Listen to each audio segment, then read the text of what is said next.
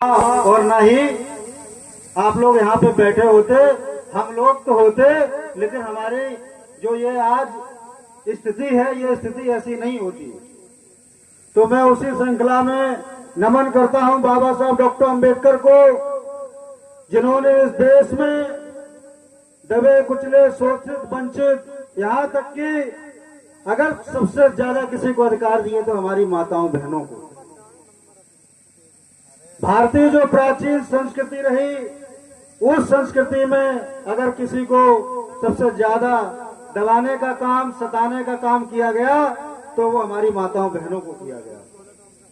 इसीलिए बाबा साहब डॉक्टर अंबेडकर ने कहा है कि शिक्षा वो शेरनी का दूध है, इसको जो पिएगा वो दहाड़ेगा।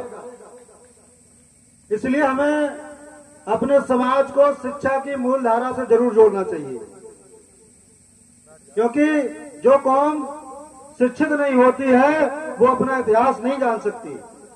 अगर आपको इतिहास जानना है तो इसके लिए शिक्षित होना पड़ेगा।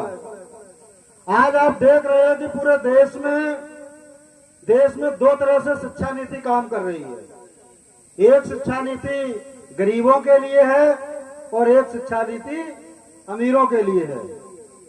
अब जब गरीब का लड़का सरकारी स्कूल में पढ़ेगा, अमीर का लड़का बड़ी बड़ी कोचिंगों, बड़े बड़े प्राइवेट विद्यालयों में पढ़ेगा, तो बराबरी कैसे हो जाएगी।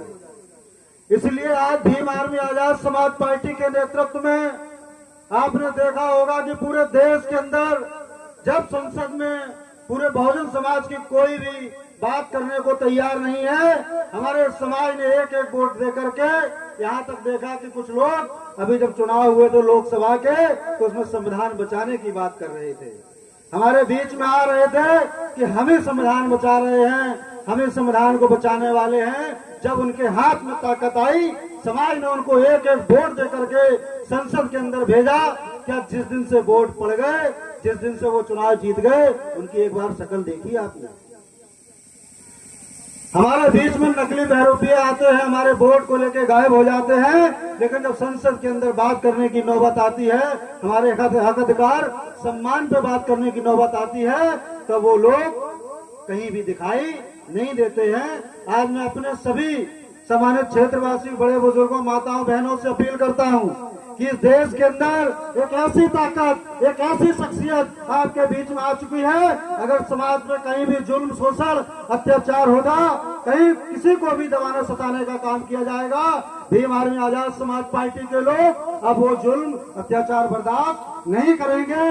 इतिहास में आपने पहली